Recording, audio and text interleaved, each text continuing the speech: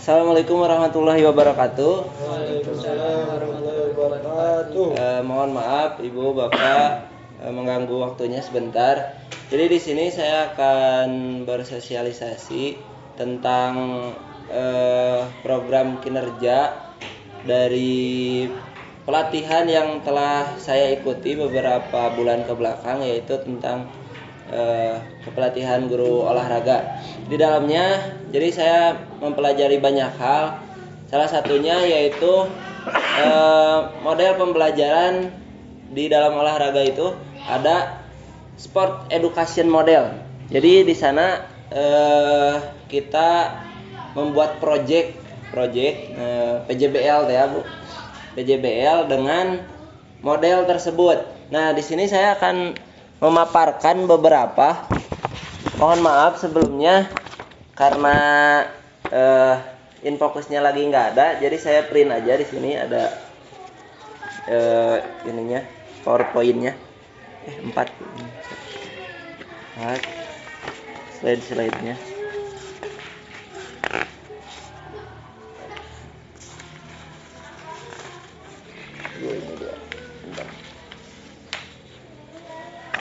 Nah, jadi di sana untuk programnya yaitu di sini rencana tindak lanjut yang saya ambil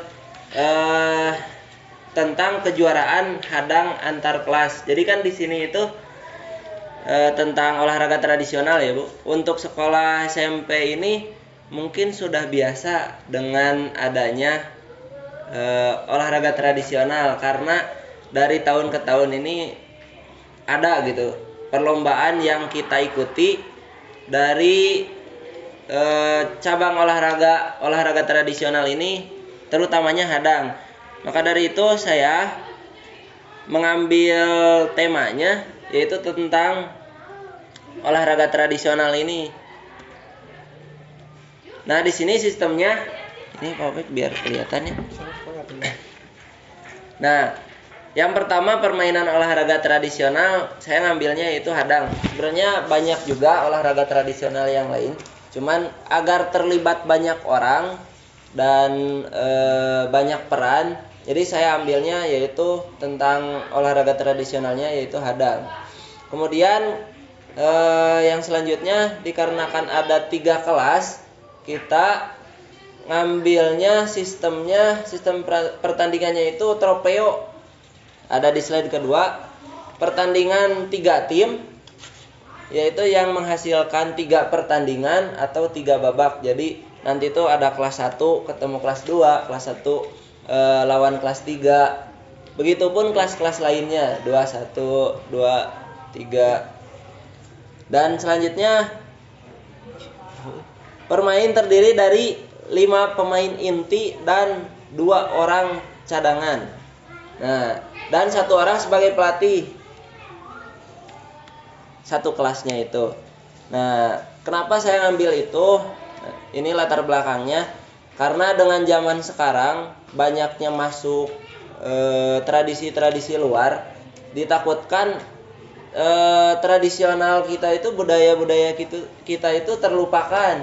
Jadi saya mengembangkan dari olahraganya itu untuk mengenalkan kalau yang belum tahu, dan yang udah tahu mah biar tidak lupa gitu, karena adanya budaya tersebut, nilai-nilai budaya tradisional tentunya.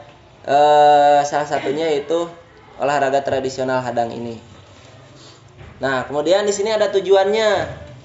Tujuannya yaitu yang pertama menumbuhkan rasa menghormati terhadap keanekaragaman budaya tentunya. Kemudian melestarikan permainan tradisional dan membuat kegiatan aktivitas fisik untuk meningkatkan kebugaran. Terbiasa bekerja sama dengan rekan sejawat, kelompok untuk memecahkan masalah. Jadi di sini tuh untuk program pembelajaran SEM ini disebutnya SEM. Jadi siswa itu berperan seluruhnya. Ada yang berperan sebagai atlet, ada yang sebagai pelatih, ada yang sebagai wasit, juri, dan tim-tim panitia yang lainnya sebagai scoring dan yang lainnya. Nah, capaian yang diharapkan yang pertama pengenalan, di poin pengenalan, aktivitas untuk membantu murid dapat terlibat aktif. Jadi semuanya aktif, yang jadi atlet aktif, mengetahui pertandingannya seperti apa. Kemudian yang menjadi wasit juga akan ada timbul rasa percaya diri sebagai wasitnya. Jadi nanti itu si siswanya itu terbiasa dengan keadaan seperti itu. Jadi perannya itu sebagai wasit itu seperti apa? Jadi mengalami. Kemudian poin eksplorasi, aktivitas murid mencari informasi terkait topik itu sudah jelas. Dari atlet juga kan, mereka pasti mencari tahu bagaimana peraturan permainan, pelanggaran dan sebagainya macamnya. Dan juga wasit, juri atau tim meja scoring yang lainnya juga pasti mencari tahu untuk scoring bagaimana, berarti peraturan mencetak skornya seperti apa. Nah, itu juga jadi berperan aktif semuanya. Dan poin project, aktivitas murid merancang dan membuat produk sebagai hasil belajar. Nah, itu jadi kita kembalikan semuanya kepada siswa. Yang selanjutnya, struktur program dan mitra. Program yang dibuat merupakan kokurikuler. Nah, yang menjadi upaya untuk mendalami dan menghayati materi pelajaran yang dapat melalui kegiatan permainan tradisional hadang tentunya. Murid yang terlibat kelas 7, 8, dan 9. Baik laki-laki maupun perempuan. Jadi nanti ada tim laki-lakinya, ada tim perempuannya. Karena kalau disatukan ya ditakutkan ada perbedaan tingkatan. Karena laki lawan perempuan pasti tidak ada pertandingannya juga udah ditentukan. Wah, kayaknya lelaki ada jarak jauh. Soalnya di sini kalau olahraga tradisional ini lumayan semuanya udah pada tahu gitu. Itu. Di sini KBS yang menjadi fasilitator adalah komunitas praktisi tentang, kalau di P5 nama bangun jiwa raga. Nah, ini bersangkutan dengan yang sekarang kita laksanakan P5. Yang terdiri dari beberapa guru kelas dan guru mapel dalam pengarahan publish. Jadi maksudnya itu guru juga terlibat semuanya, cuman hanya memandu atau memfasilitator lah. Ini nama umum nama. Jadi kita melihat bagaimana siswa aktif apa hente gitu dalam menjalankan perannya. Kemudian mitra dengan wali kelas sebagai koordinator dengan masing-masing kelas kepanitiaan, peserta dan pihak lain yang berasal dari murid. Jadi untuk peserta panitia mah semuanya murid. Kalau guru-guru mah hanya mengawasi murid untuk pelaksanaannya. Tuh. Nah, ya ini yang selanjutnya kapasitas yang dimiliki. Ini ada 3 nih kapasitas yang alhamdulillah kita ada gitu di sekolah.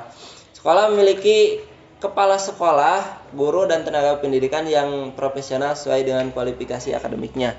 Jadi itu mah emang kapasitas yang kita miliki di sekolah ini. Kemudian murid-murid yang ada di sekolah, masing-masing kelas akan mengirimkan perwakilan sesuai minat bakat untuk menjadi panitia, peserta, wasit, ofisial. Jadi kita tidak memaksa, tidak ada kepaksaan bagi murid. Cuman murid yang mengajukan diri, saya mah yang jadi atlet. Oke, jadi atlet nanti didata, berarti ada. Kita pokoknya serahkan semuanya kepada siswa untuk pelaksanaan dan perannya. Jadi tidak kita yang memilih, wah kamu jadi atlet ini. Nah, tidak. Cuman nanti ada ketika kalau emang siswa ingin berganti peran menjadi atlet itu boleh-boleh saja.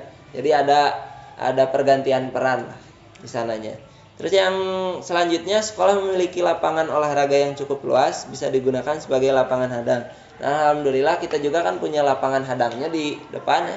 Di garisnya udah ada, jadi kita tinggal pelaksanaannya gitu. Kemudian rencana evaluasi. Murid ini setelah pelaksanaan evaluasi, murid akan merefleksi diri dalam forum untuk mengungkapkan kelebihan dan kekurangannya. Guru akan mengevaluasi di setiap peran dan dalam lancarnya pertandingan. Kemudian guru memberikan umpan balik melalui pertanyaan yang dibagikan ke Google Form. Guru mengadakan survei dan wawancara terhadap peserta didik. Jadi ini hasil setelah pelaksanaan. Jadi nanti ada penilaian dari pihak guru kita semua. Yang pertama penilaian untuk mereka murid dan mereka untuk mereka. Nah jadi ada penilaian tuh dari kita ke mereka, ke murid, murid ke murid, dan muridnya tersebut kepada dirinya sendiri. Nah itu. Jadi melewati beberapa ada penilaian kita Google Form nanti yang telah saya rancang. Kemungkinan tantangan. Nah, sebagai peserta didik pasti ada yang kurang memahami dengan perannya. Guru sebagai fasilitator harus menjelaskan secara jelas dan baik. Jadi pasti itu tantangan yang pertama. Kemudian yang kedua, guru harus memberikan treatment atau peraturan secara baik, jelas dan efektif. Itu bersangkut paut dengan yang barusan yang pertama. Dan yang selanjutnya cuaca nih, karena cuaca sekarang tidak bisa diprediksi, kadang panas, kadang hujan, mungkin itu jadi tantangan bagi kita untuk melaksanakannya. Jadi itu tantangan untuk rancangan pembelajarannya itu. Nah, mungkin itu yang bisa saya sampaikan. Apabila nanti kalau ada tambahan atau sanggahan gitu atau apapun bisa dikemukakan di sana yang telah saya bagikan, bisa ditulis mangga. Mungkin itu aja yang bisa saya sampaikan. Mohon maaf apabila ada kekurangan dan penjelasan yang kurang jelas. Wabillahi taufiq wal hidayah. Assalamualaikum warahmatullahi wabarakatuh. Assalamualaikum warahmatullahi wabarakatuh.